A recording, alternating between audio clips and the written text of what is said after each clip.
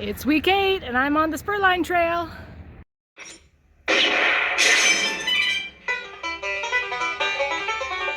Hi everyone, welcome to the week 8 feedback video. Okay, I'm on the Spurline Trail headed from downtown Kitchener towards uptown Waterloo, back in KW this week.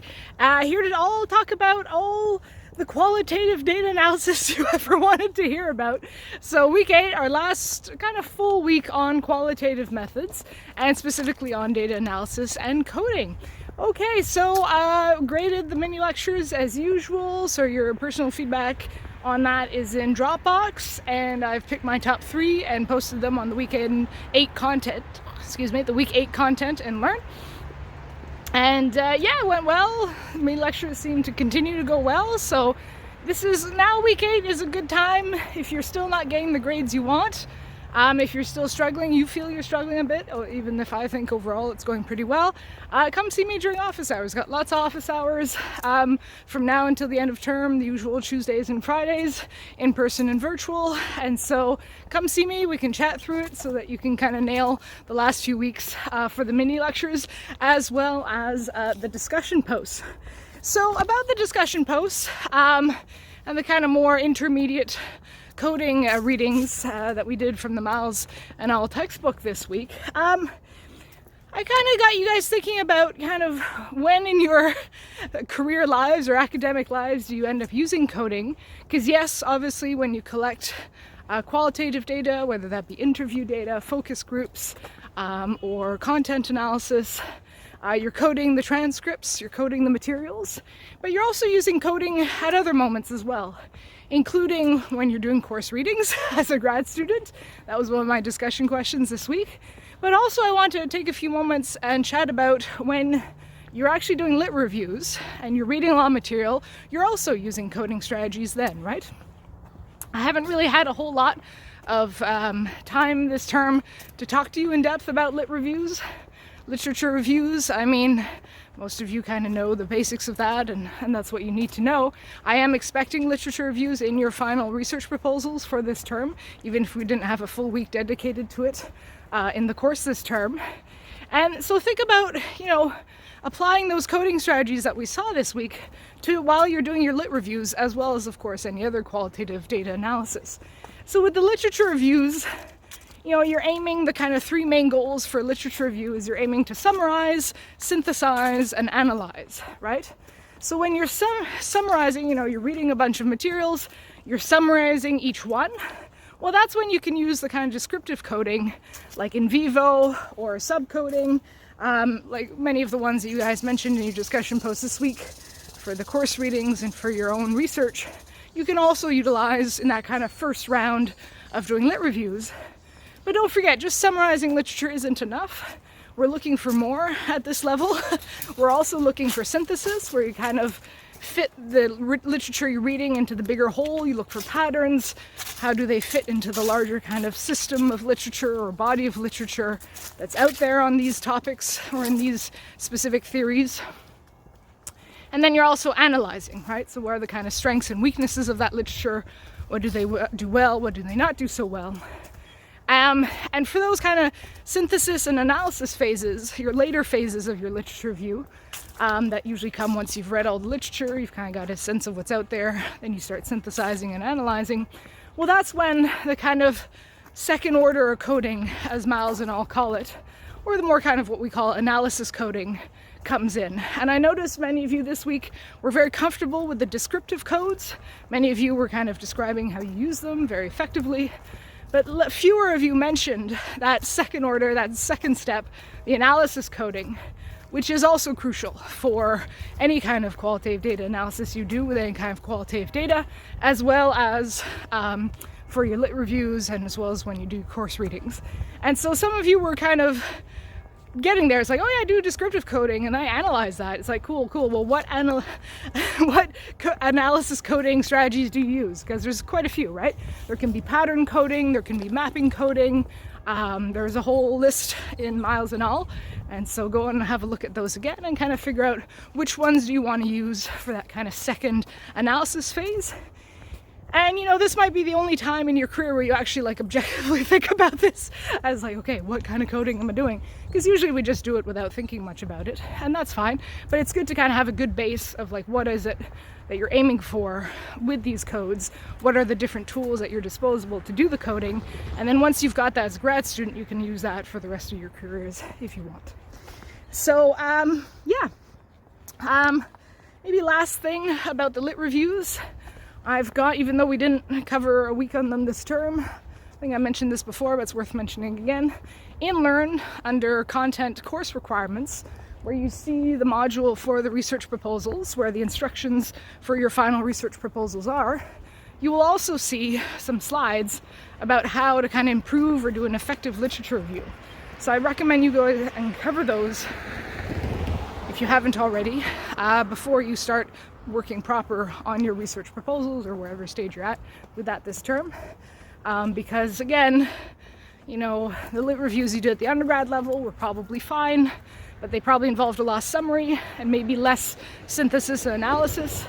And now that you're at the grad level, the MA or the PhD level, we're expecting more of that synthesis and analysis in the lit reviews, right? To not just describe each tree, but to take a step back, look at the forest as a whole, kind of describe what you're seeing in the forest and its kind of advantages and disadvantages. I guess that's the limits of that metaphor, but you get the general idea. Okay, so what was I gonna say? Many of you mentioned in your discussion post this week that your exact coding strategy obviously depends on the type of research you're doing. So not everyone has the same coding strategy, but it's fun always to see how other people do it. So it's worth going to read the discussion post over again. And by seeing that, you kind of see what's available and get some ideas. And again, this is kind of like a good time in your careers to do that. When you're old like me, you start getting set in your ways. But as grad students, you can try things out and kind of figure out what's best for your own research. I've done some qualitative data analysis in my career. Like I said, it's not my main area of expertise, but I've done a lot of interview coding, in fact, usually as part of other mixed methods teams, but also some of my own interviews, a few. And and I kind of go through similar phases that you guys go through with the coding. So in my case, I like to use like in vivo and subcoding. And that's kind of like a first phase, right? As I'm reading through transcripts, I'm just kind of identifying key themes, key ideas. I'm not someone who usually goes for like the full inductive approach. So it's not like I don't have any kind of research themes or hypotheses in mind when I'm doing my data analysis coding. But, the idea is to kind of that first round, keep an open mind, see what's there, even though there's a few things I'm especially looking for.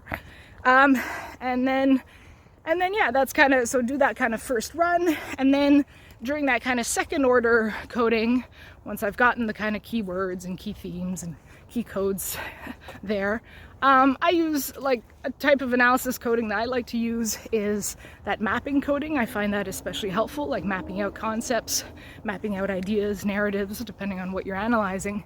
And so that's a especially helpful one for me. But I probably end up using a few of the different ones, causality coding, process coding, those ones that I seem to like and use quite a bit when I'm doing my kind of analysis of interview data. So like I said, worth going and reading that discussion board, that week 8 discussion board again to see, that was kind of how I do my coding, to see how others do it, to get a sense of what's available to you, what's out there, what seems to work best in different research contexts. I want to take now a few minutes to talk to you guys about the critical analyses of scientific article. So that was the course requirement due at the end of week 7, and that I finished grading this past week, week 8. And so if you haven't seen it by now, in Dropbox you will have your feedback and grade for that course requirement. And for those of you who did it in team, you'll also see that in Dropbox, even if you didn't submit the course requirement yourself. I added the feedback and grade to your Dropbox as well. And so, the general idea of this course requirement, oh, by the way, went very well. Very pleased with the course requirement. Many of you are getting a good handle on how to kind of think critically, not only about your own research, which is important, but also other people's research. And that was the goal of this course requirement, right? Was to kind of show that even research that has been approved through the peer review process and that has been published in good quality, decent journals, which all 4 of the articles that you had to pick from for this requirement were, even those studies or papers, they have their limitations, right? Like any study and research has its weaknesses as well as its strengths. And there may be decisions that the authors, the researchers made that you may not be fully in agreement with, and you might have done it differently. And so to kind of get you into the habit of thinking about that and kind of identifying, not just, being always negative and criticizing everything, but just kind of thinking about, okay, what did this study do well? What did it not do well? What can I retain for my own research purposes from this study? What do I find helpful? And what is maybe less helpful in how they did things? So for example, for those of you who analyzed the Sweet paper, awesome last name, by the way, I loved it, especially relevant for Halloween time, I feel, Sweet. There was, lots of strengths in that paper, but there was also the issue of the limited nature of that sample, right? This was the paper about kind of COVID-19 and domestic violence, and the study's sample, I'm just looking at my notes here, it was mostly white women from Michigan, but specifically white women who had contact with organizations helping them deal with cases of domestic violence and experiences of domestic violence. And so that's still very valid information, still a valid sample, but a pretty specific sample that didn't capture lots of other groups who also experienced domestic violence and who experienced it during the COVID-19 pandemic. And so when you have that kind of limited sample, there is kind of like a wider issue, right? In this paper, Sweet is arguing that these, they call the family strain models, are not necessarily super applicable, and that theoretical model should be replaced more with one of clustered vulnerabilities instead. But you have to wonder, and obviously if you're interested in this, you can go and read that article, it's up and learn, even if you didn't use it for your own critical analysis this term. But you have to wonder that kind of heavy criticism of family strain models and kind of trying to replace them with clustered vulnerability models instead, is that only applicable to the sample that she used, right? How applicable would that criticism be to family strain models to other groups? Maybe with other groups she would have found more evidence for those family strain models. And kind of then that kind of argument of trying to replace the old theoretical models with this kind of new idea of clustered vulnerabilities that she's promoting would have been less relevant with other population groups if she had studied them, right? If Sweet had studied them. And so, I mean, I don't know. This is the thing. That's the limitation of the study, and thus future studies should kind of test that out with other groups, basically. If you did the Stackhouse article, another example, with the Stackhouse article, there were some key issues that many of you raised about how partnership status and how mental health were measured with the StatsCan survey that was being used by Stackhouse in that study. That study was a quantitative secondary analysis of StatsCan survey data. By the way, many of you called that census data. It is not.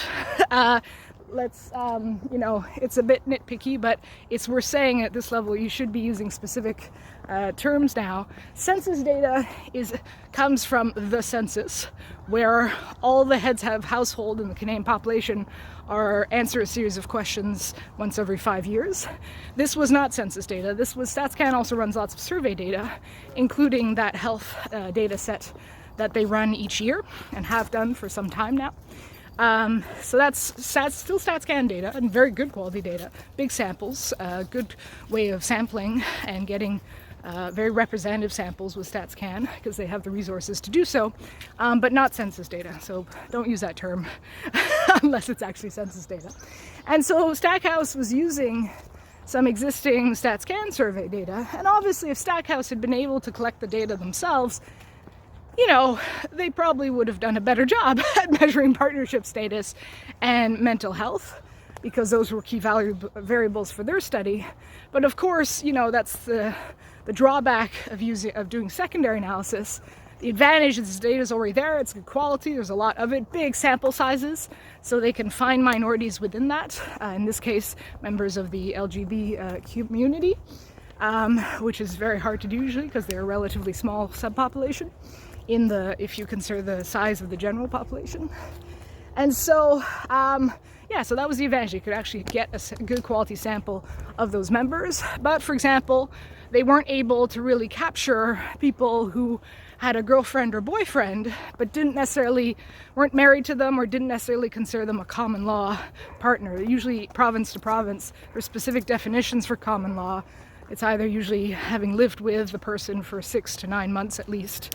That's technically common law, but that can vary and not everyone knows that definition. And so didn't capture all the couples from the LGB community within that sample that they got from StatsCan because of that. Also, some of you raised this for bisexual couples or couples that had a bisexual individual in them.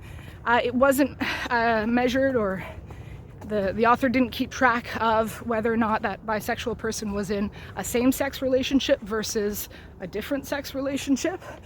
That's kind of important for what they were measuring. And mental health in many of these surveys has to be measured as self-rated mental health, which, has some advantages and disadvantages.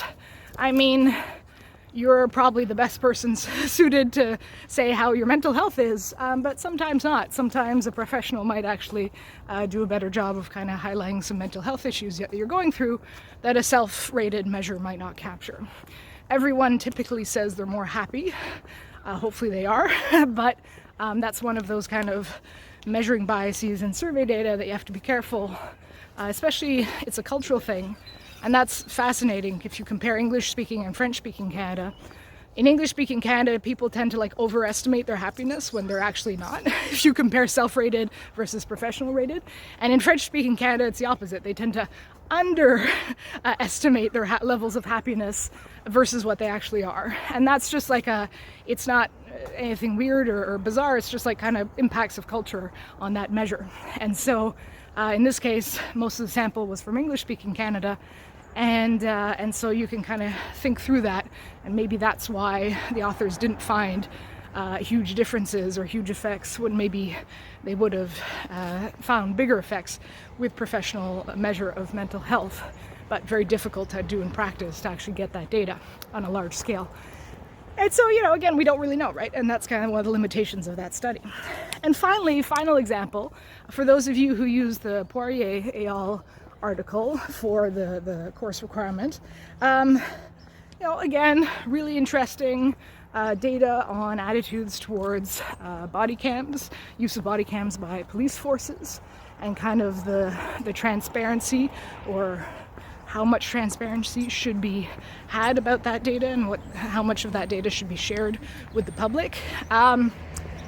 Really interesting data sets collected both from police officers and a sample of people.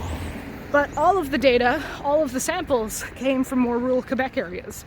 And I never really found the authors did a good job of kind of discussing the impact of that kind of very specific contextual, regional, cultural group on the effects that could potentially have on the results, which is surprising because the authors are from Quebec, or some of them are at least.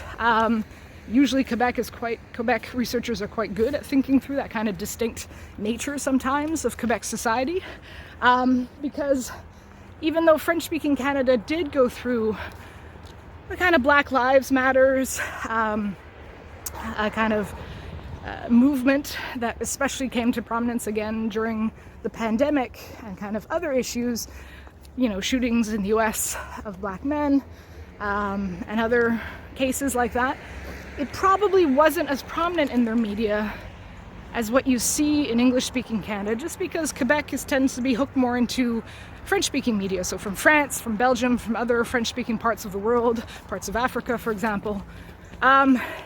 Haiti, right?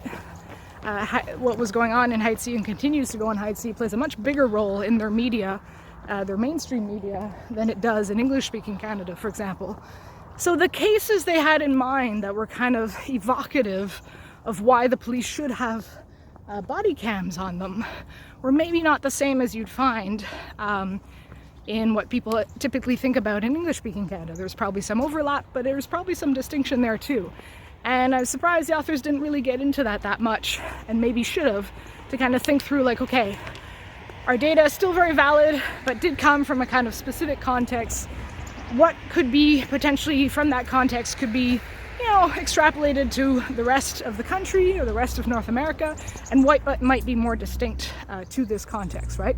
And so if you do have a specific sample, that's what you should definitely be doing at the end of your study, is thinking through, and that's part of kind of thinking through the strengths and limitations of the study, is what is useful from this that we can draw and potentially apply elsewhere, and what is maybe more specific to this cultural group that we're studying, right?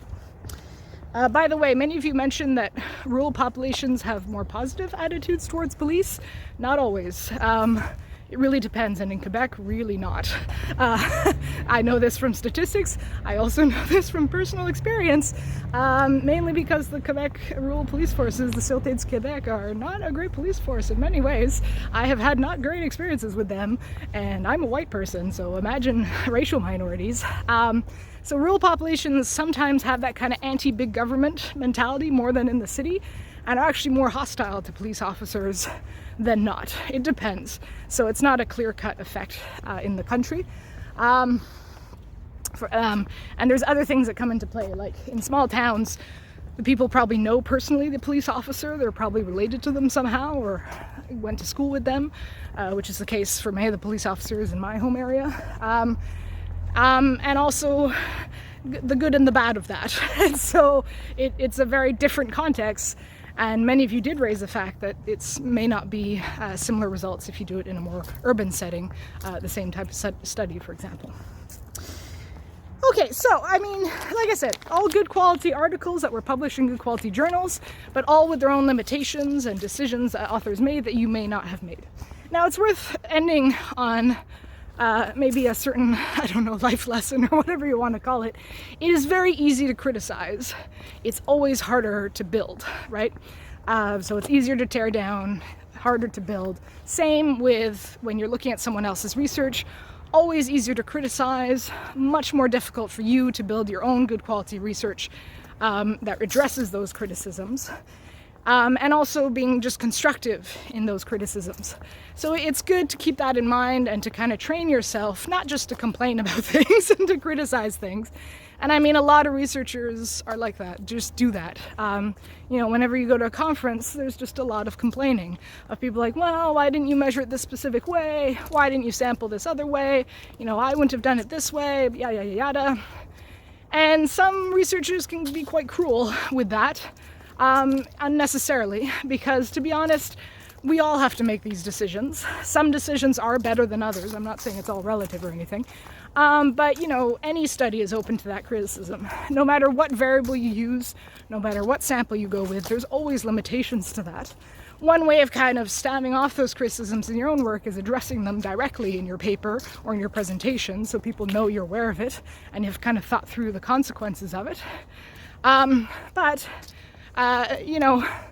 Not as many researchers always do that. It's good practice to do it for your own research, but also when you're analyzing someone else's research, it's good practice to be more constructive in your criticism. So that's why for this course requirement, I wanted you to identify both the strengths and the limitations of the study, to not just criticize and be negative, but also to think through like, okay, what did the study actually do well?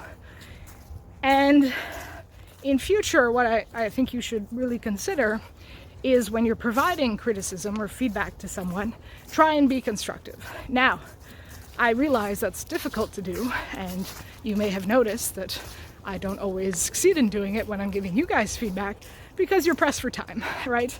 And so often when I give the feedback, I'll just say like, good overall, here are some issues to look at. Now that's not, and some people actually find that quite hard to take because they're only hearing the bad kind of thing.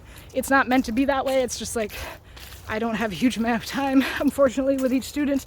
And so I have to kind of, give the stuff that hopefully will improve or feedback that will help you improve.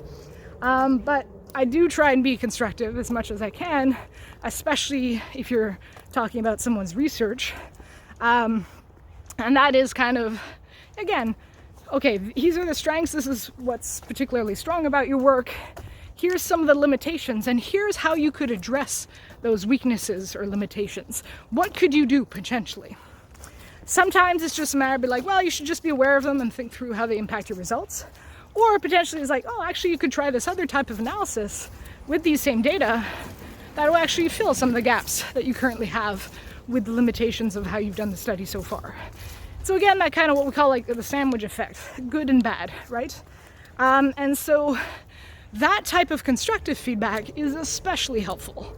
It's the kind of feedback that I'm looking for to receive at conferences when I present a paper or when I send a paper for peer review.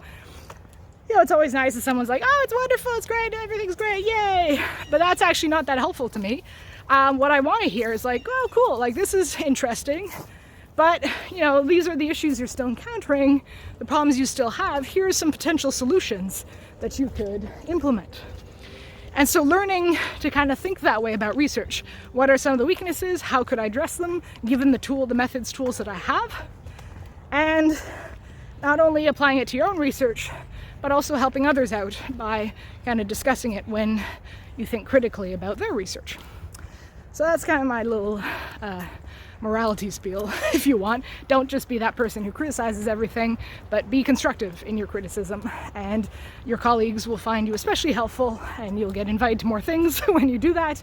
And it will ultimately also be fruitful for your own research, because just being in that mindset of problem solving, of kind of thinking, okay, here's the issue, here's potential solutions. Doing that for others also helps it for yours, because it gets you in that mindset and it helps you think through some of the solutions that you might be able to apply either to your current research or research in the future. Okay, so that's all I had to say for week 8. So it was nice chatting with you guys, and like I said before, we're well into the second half of the term now, but we do still have a few more weeks and a few more videos, so don't let go. Don't stop now. We're almost, the end is starting to get in sight, but we're not quite there yet, so keep working hard. I know it's a very busy time of the year, but you'll get through it, and then you'll have hopefully some lovely holidays at the end of it. And so I'll see you next week, week 9, when we work a bit more on quantitative methods. Bye.